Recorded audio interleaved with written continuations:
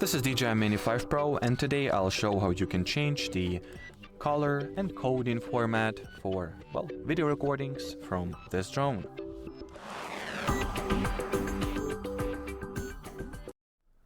So I guess there are two ways you can do that. So in the beginning you will anyway need to enter the DJI's flight interface. Now first method is to go into settings, then select the camera section there, and here you'll be able to adjust them somewhere here, I guess. Yep, color format and coding format right over here.